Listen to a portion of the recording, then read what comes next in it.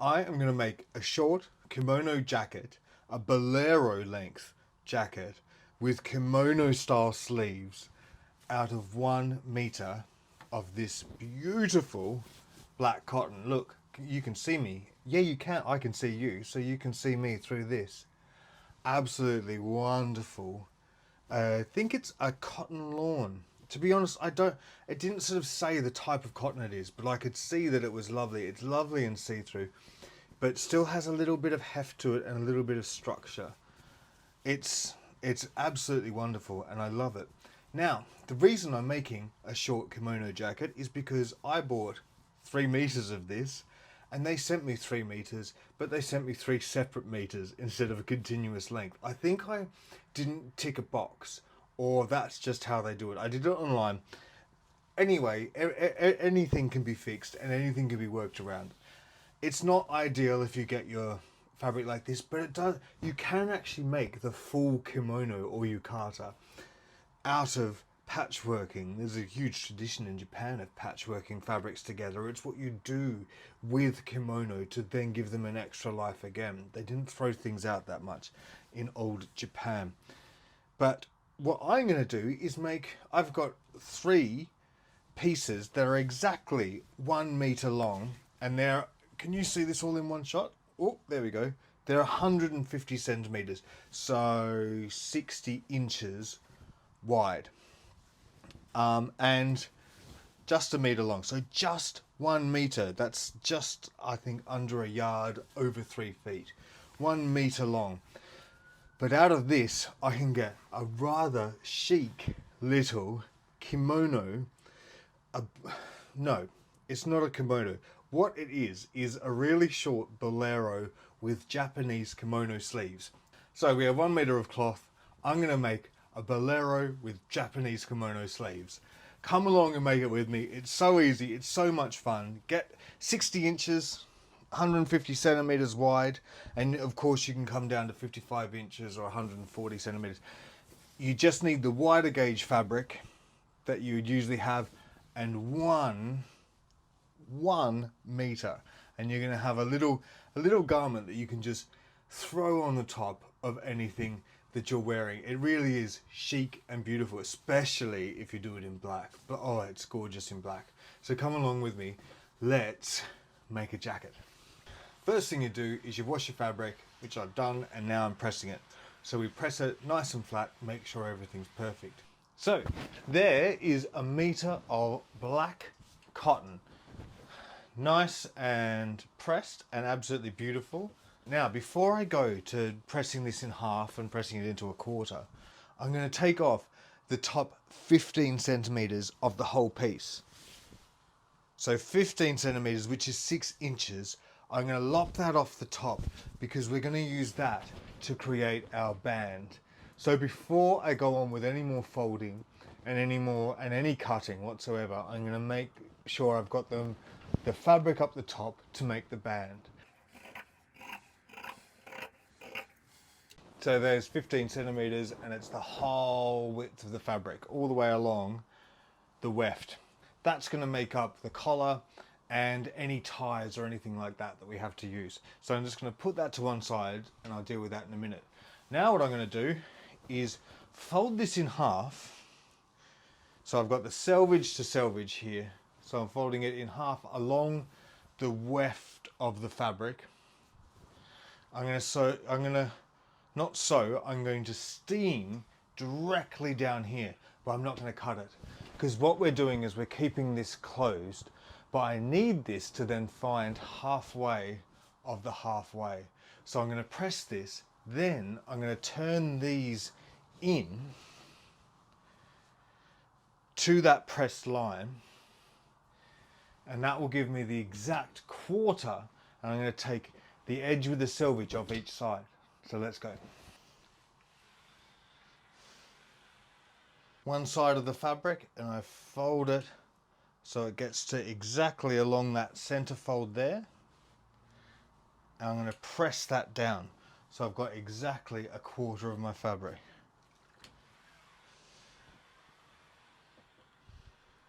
And then flip this over,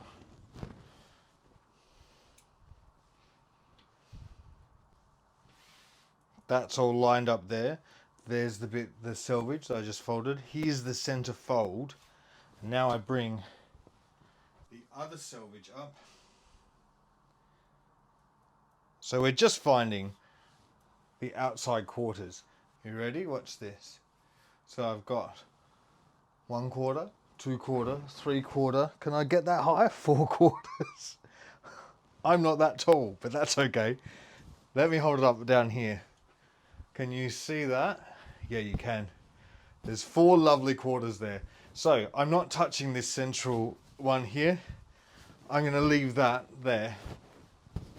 And instead I'm going to take off each quarter on either side that has a selvage on it. And then in the center I'll have 2 quarters that are joined, so 1/2 of the fabric, and they'll have a raw edge on either side.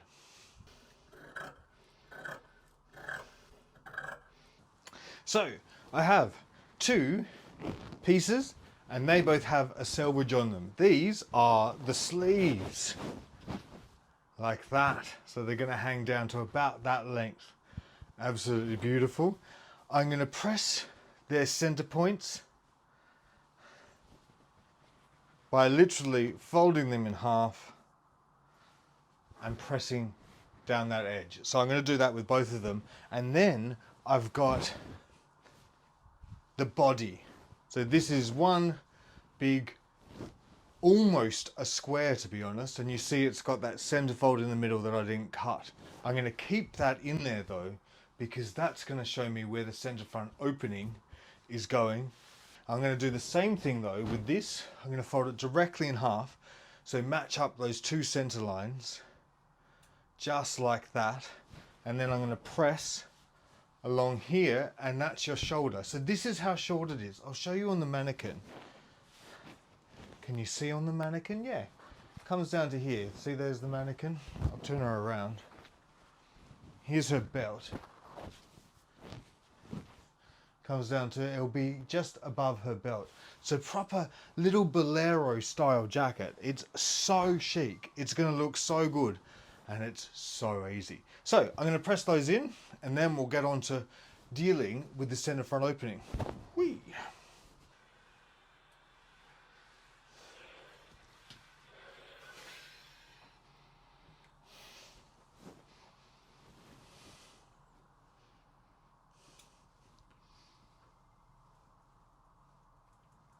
Here we are. You can see this is the body piece. We've got that beautiful little cross right in the middle. That is center back neck at the moment. This is the center though of the garment. From here, your 2 shoulders radiate and your center back radiates down the back, and this is your center front, and that's what we're dealing with at the moment. So what you do, get a ruler and mark in 10 centimeters or 2 inches from the center along those shoulders,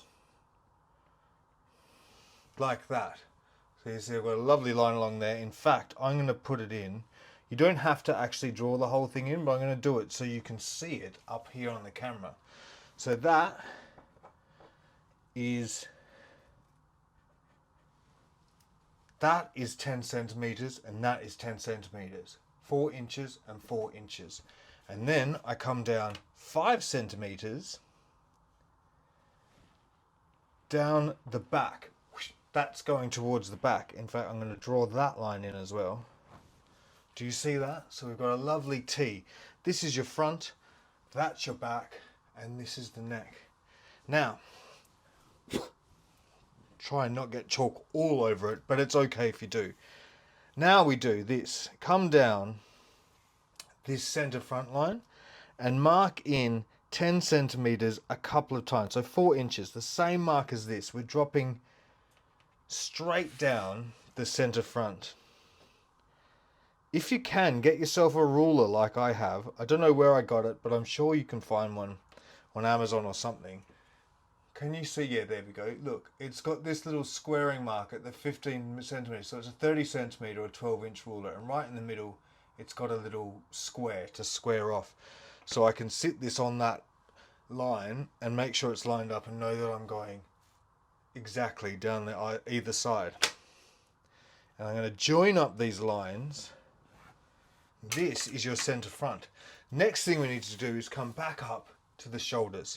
Now for this, I'm going to do it in chalk, but you might not have to do this like I am, because this will leave marks that are going to be out on your thing. This is chalk for fabric, so if I hit it a couple of times, it's going to fall out.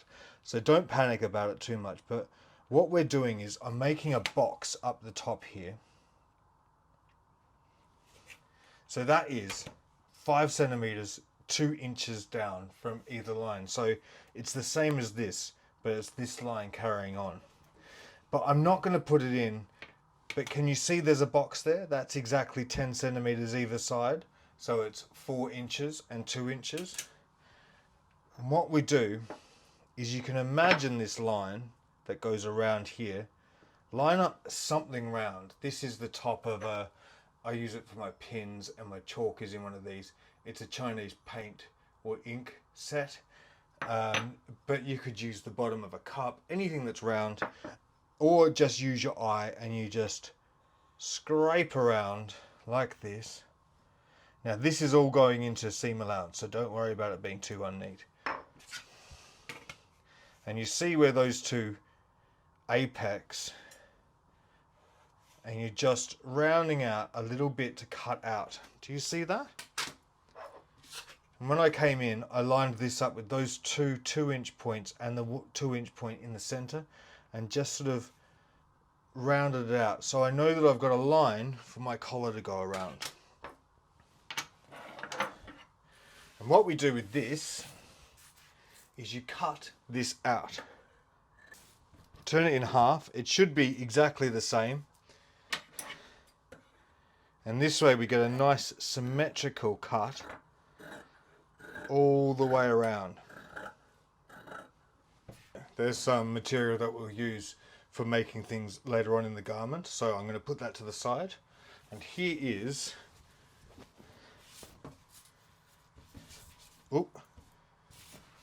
the body. Now doesn't that look like the body of a jacket? Can you see both sides there? There you go.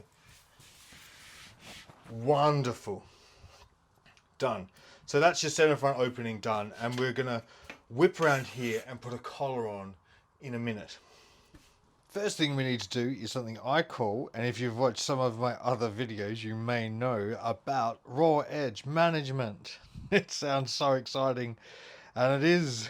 What we're doing is we're literally managing the raw edges. So I turn them over by 1/2 centimeter and then over by 1 centimeter, and it's because of the way that we create this garment that we need to do this, because the seams are butterflied like that, so they're pressed open once they're done. And this just means that your raw edges, if you fold over once and then fold over twice, are never going to be seen, because this is the back of your seam allowance, and it'll actually be turned all the way over. So it's the neatest way to do it. If you want, I'll just press this out like this. You can come along here with a serger. You can come along here with an overcast stitch and an overcast foot on your machine.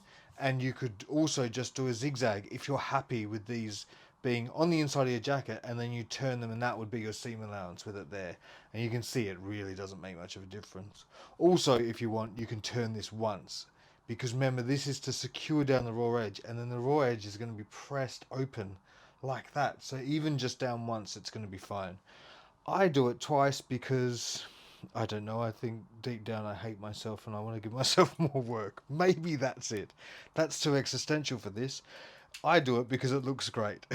So it's the best way to do it. We can't French seam, but the key to this is get this done now. You get your raw edges fixed now, and then you just blow the seams together. It all comes up in 1 second.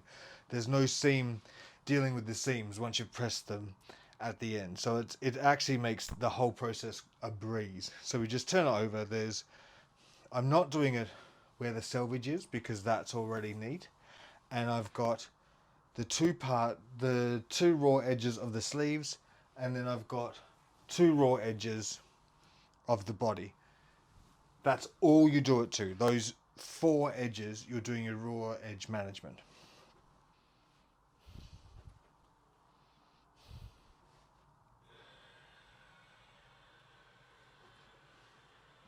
There it is, like that.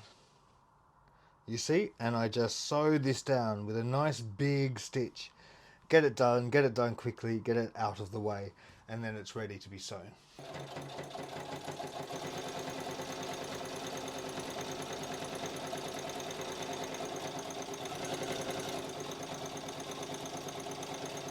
So there you go, you have a great little body piece there, and we're ready to attach the collar. First thing we need to know is how long the collar is going to be. So before I measure around here to find out the length of the collar, I have to also make sure that I know how long the garment's going to be once it's been hemmed.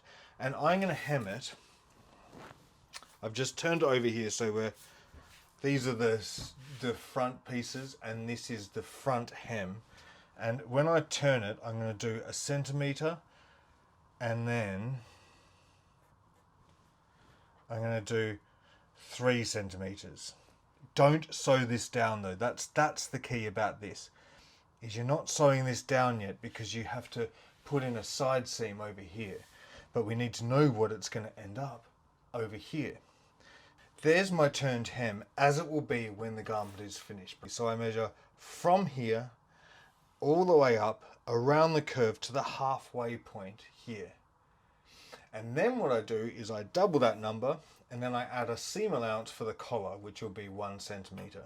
So the collar will come down to here, but it will be folded up and bagged out and all lovely down there. So I'm just finding out this number, doubling it, and adding 2 seam allowances. When you're measuring, measure. I'll put a little line in so you can see. Do you see this?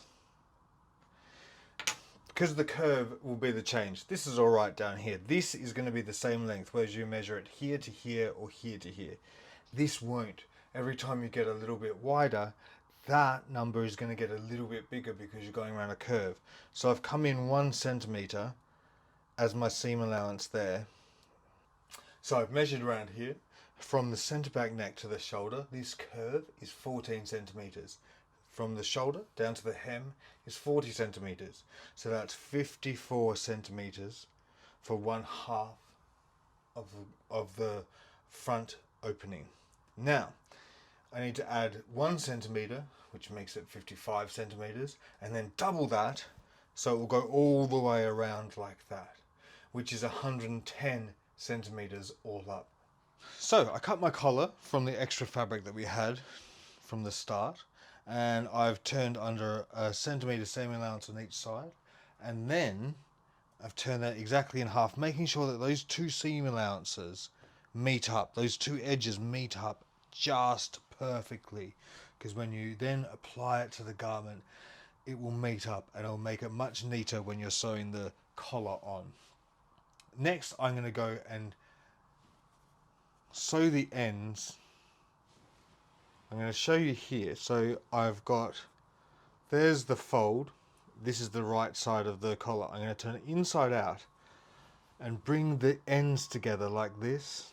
And I'm going to sew them down to that seam allowance. So you see how I've opened up the seam allowance. I'm going to sew down to there for 1 centimetre in. And then so these 2 are still like this, like 2 little ears at the top. And then I'll bag that out once that's done, and that will make a perfect little collar that then you sit over your seam to then sew around. To close this jacket, you can do it in a number of ways. You can get a hook and eye. You can turn this center front into 2 ties and they just tie up in the middle. That's fine, and it means that you'll have things hanging down when the jacket is open, which is also fine. There's nothing wrong with that. What I'm going to do is turn this into a loop and bow. So you see here, this is what we've taken from the center front. This is 10 centimeters or 4 inches either side, and I've just cut away that little curve point because we don't need that. And I'm gonna split this directly down that center front in half. So I'm going to create a bow out of this, and if you consider that, let's take this piece. This will be on the center front opening at another point, and the bow will slip through there. So then when you hold it open, it does something like this. I'm just showing you really coarsely now so we can see what we're doing. So we need to make a bow and a little loop for the bow to go through. Taking half of that, and I've turned it into a band like this. I'm going to press that. And now what I'm going to do, I'm going to show you in chalk because it's all a bit dark, but I'm going to sew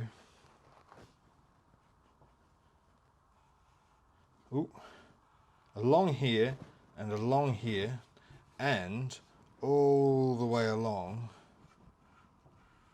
the top. Do you see that? With 1 centimeter seam allowance all the way along there and to here and to here. So then I can bag it all out and I'll have a nice little rectangular piece, but with the join at the back. So if I bring it together, you don't see the join. There you go. I've got a lovely little rectangle there. I've clipped the edges so I get a nice clean sharp corner when I turn each part. It's just about bringing it all out. Like if you were doing, well, this is just bagging out, isn't it? Like if you're doing a sash, but it's just a really short version of it. And we bag it all out like this.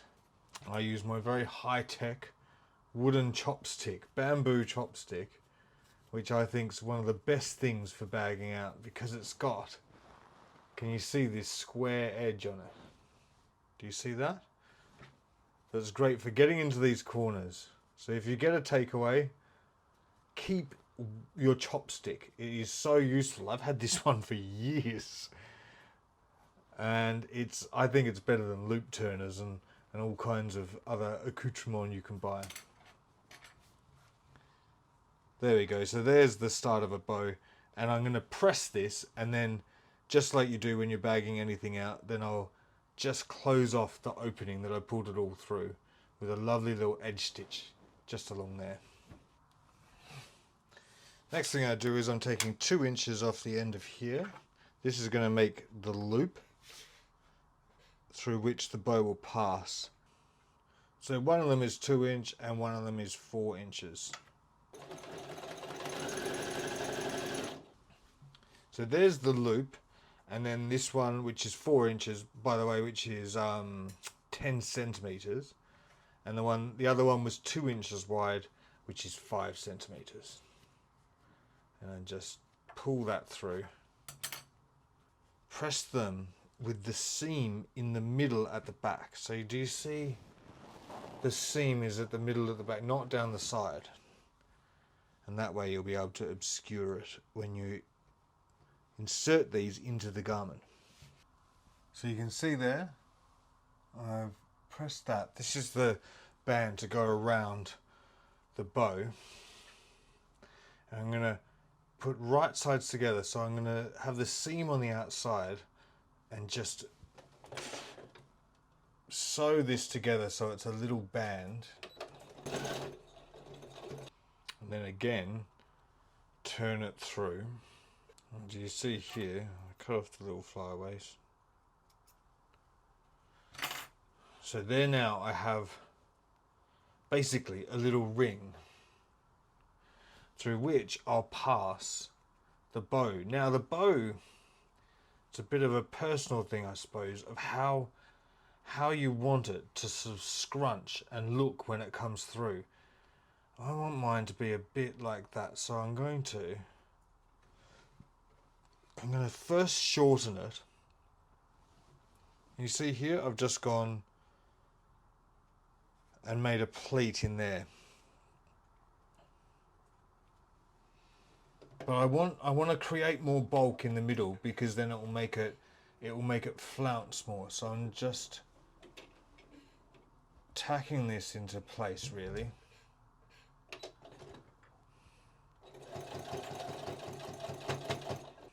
So you see there, I've just sort of created more bulk, and that's what I wanted. So then when I do actually come through, it's gonna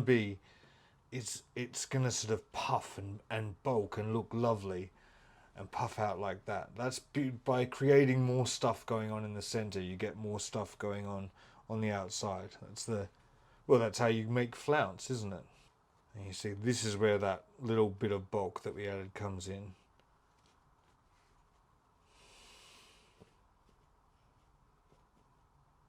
Just try and basically here you're shaping a bow, so you're making it how you want it to be and how you want it to look. I think that looks pretty nifty, to be honest. Now I'd love to say that everything here can just be done like that, nice and easy, but I will secure it to this with a hand stitch. Some things can only be done with a hand stitch. So I'll take a little bit off my machine. Do you see this? We've got that little seam there in the center. Make sure it's all beautiful at the front. If you wanted a more dramatic bow, I wouldn't have split these two pieces and you would have a really big one. But I wanted something a bit chic and a bit square and rectangular like this. This is why it looks like this. And really quickly just whip in a couple of stitches. Now, by all means, grab your machine and run across here. But your machine will struggle. There's a lot going on underneath this. So be aware of that and be careful of that. But you can do it that way. I'm quite confident with a hand stitch, so I don't mind doing it this way. This shows you how it's going to be attached. So you can see here I have my loop, and I'm going to attach that right up against the edge of the collar. This hasn't been sewn on yet, but it's just to show you where it's going. And then the actual bow, I want to place it sort of halfway down. Well, not halfway, it's about a third of the way across this. So I'm just placing it there, and then I'm going to hand sew again the bow down. Now, you could actually do it so the band is then hand sewn on here, but I think is sewn down by machine and you sew across the bow. But again, my machine isn't going to go across that bow without breaking a needle or something, and it's going to look fantastic if I hand sew it down. It's like if you're sewing on a button, there's going to be a bit of hand sewing involved, but it's going to look smashing. And so you see here, it will pass through here, so it will come over, this will go, you push the bow through and it will sort of lock in to this part here, but it'll be underneath. So I'm placing that's about 2 inches up from the edge, and what I've done with the loop is I've just turned it over at the top and tail by about 1/2 centimetre, and I'm going to sew this down the way you would sew a belt loop down to a trouser, like that, and it's going to look quite lovely. A great way to do this would be to have your collar, your bow and the loop all in a satin against something that isn't satin, so it would look really like a tuxedo. It would look tuxedo-y, but this isn't, and that's fine. It's going to look absolutely fabulous either way. So I'm going to go away and I'm going to attach the collar, then I'm going to attach this to the collar through both layers of the collar, and then I'm going to hand sew this in place.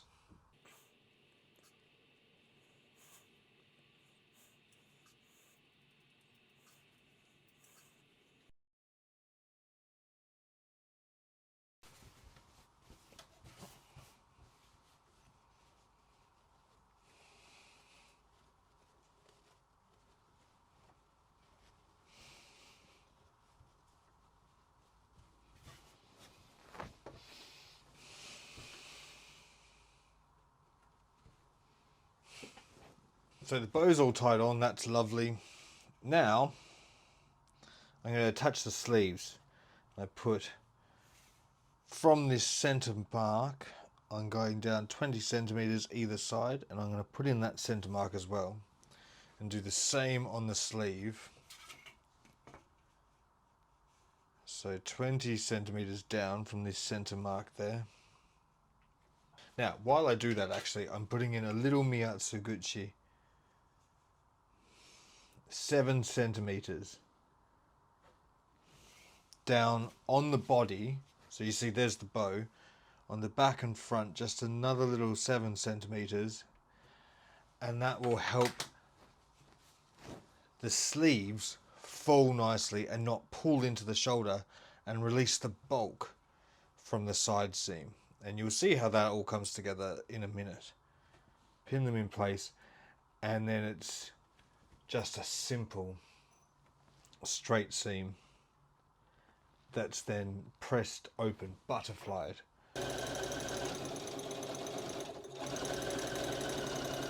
There's the seam meeting the sleeve to the body.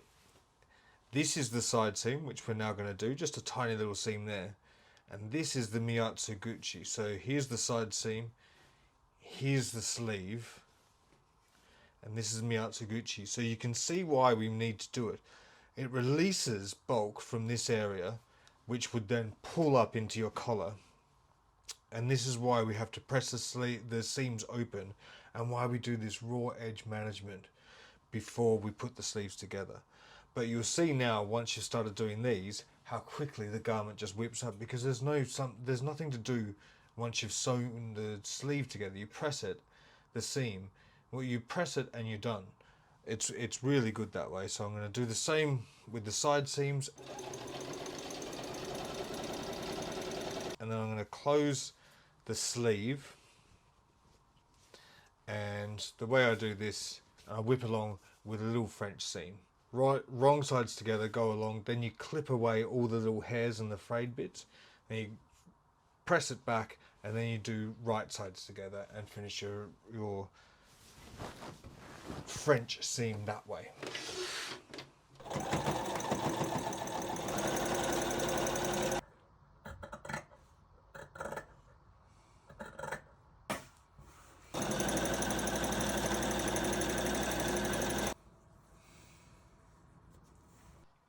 After the French seam, I do just a regular seam from this corner up to the cuff, which is 20 centimeters from the top of the sleeve. So 20 centimeters down either side. Now, the best way to sew this is to turn your French seam that you've just done, the seam allowance, turn that up and sew from the sewing over that seam allowance and then up to the mark of the cuff. This will get you a sharper point in that corner of the sleeve, because we'll trim that little bit of excess, that bulk, away. I've done that seam, I've pressed it open, but I've pressed it open so it trains this bit around the cuff. I turn that back, and then from the inside I sew around that, just on the very edge, do an edge stitch just to secure that down and make a beautiful cuff. You can turn that twice as well if you want, and that can look a bit better sometimes.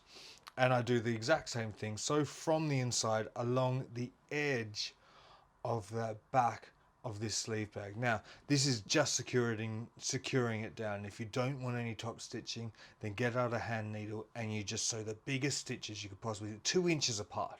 You're just holding this in place. You don't need to be really finicky. If you're sewing it, sew it with an edge stitch so it doesn't sort of catch and move. It's a great way to keep it down. And there we go. Now we're on to hemming. Hem that up. I do a 1 centimeter and then a 3 centimeter turn. And then it's time for a final press. Make sure everything's doing the right thing. The seams are open where they should be. You press in those marks along the shoulders and down to the wrist so the garment sits beautifully, but also so it folds and you can find its halfway point easily. Oh, that was fun. That was quick. Really was. It's 1 meter of fabric turned into the chicest bolero you could ever find. It's absolutely gorgeous. It's just pressed, so it is. It still smells of hot cotton. One of my favorite smells as well.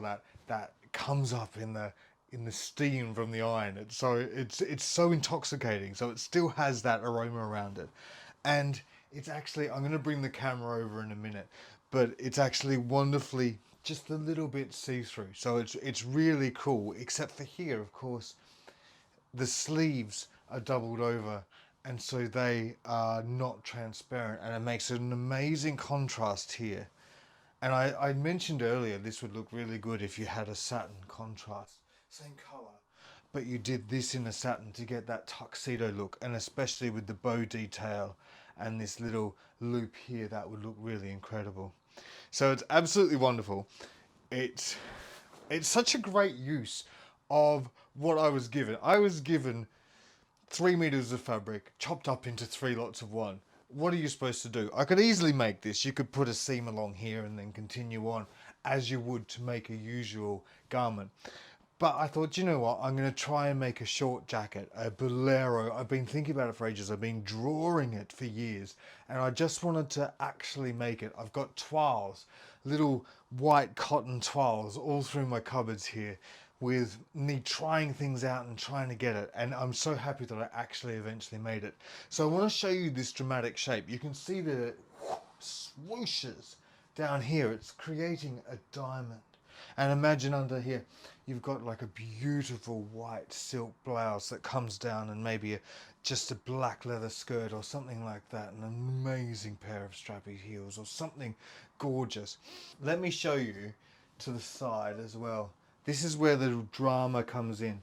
Do you see this? So we've got the neck scooping over and down to reveal the nape of the neck, because we've removed 2 inches from here, so it does actually sit back. That would have made a big sound, I'm sorry, but I'm very excited about this. So the neck sits back and you reveal the nape like that, but also you get this beautiful sweep out here.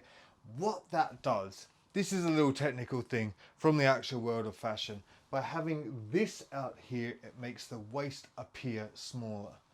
So the waist will appear smaller because you put something great above it. It's a bit like having the giant new look skirts. They make your waist appear smaller because it's about comparison.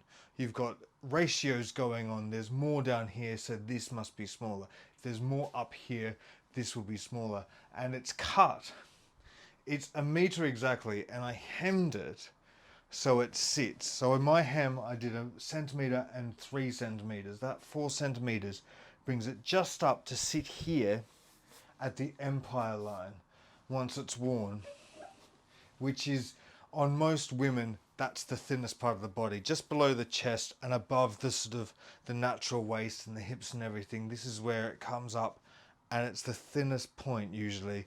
This is emphasizing that and making the body appear more hourglass by using that shape.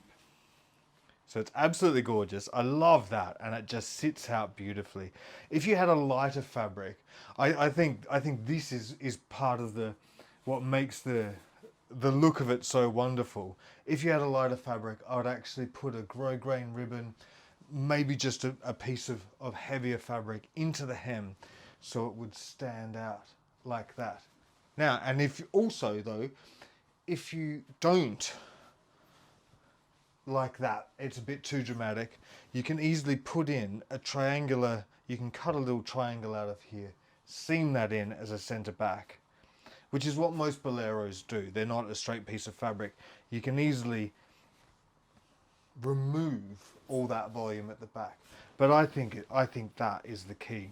This is mid-century chic we're using. We're using volume to create drama in the shapes that our clothes make around our bodies and make them more dramatic and chic. It's more chic to have it like this. So we've also got the bow detail. I'm going to bring the camera in to do it, but I'm going to do it over here now just to show you as well. So this is taking the chic to another level. This is absolutely gorgeous. Oh, I'm so happy with this. You see, we've still got that beautiful diamond from the sleeves, and then you've got that aesthetic trick of asymmetry with this bow detail as a closure just here on the front.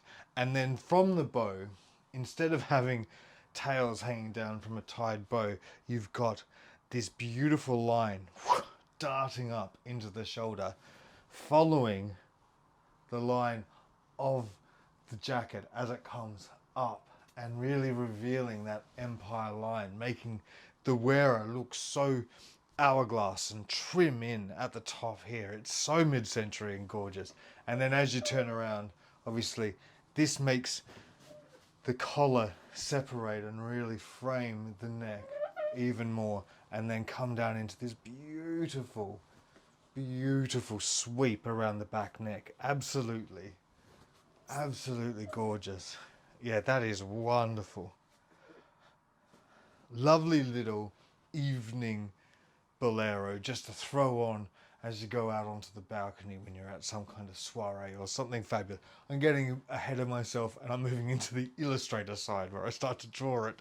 This is the construction. So there it is. There she is. Absolutely beautiful. The bolero nihon, looking stunning. Look at that shape. I've stood completely in front of it. I'm so sorry, but I'm looking at this for the first time at the moment, so I'm getting very excited myself. Oh, that is so beautiful. I hope you like it. I hope you made it. I hope you make something like it. And I'm showing you that you can make something absolutely gorgeous with just 1 meter of fabric. That is 1 meter of fabric in that. There is no more. I literally had 1 meter, and you've got an absolute treasure to add to a wardrobe. That could go on top of anything and make it look chic. I absolutely love that. That was so much fun to make. So subscribe and follow along. All I do on here is make kimono. It's my favorite thing to do. It's what I do all the time, and I'm just sharing it with you. So come along and make kimono with me. See what I do. Just watch it to relax. I hope I'm relaxing. I might be completely irritating, but that's okay as well. Come and get irritated by me. Everyone else does. Thank you so much for watching.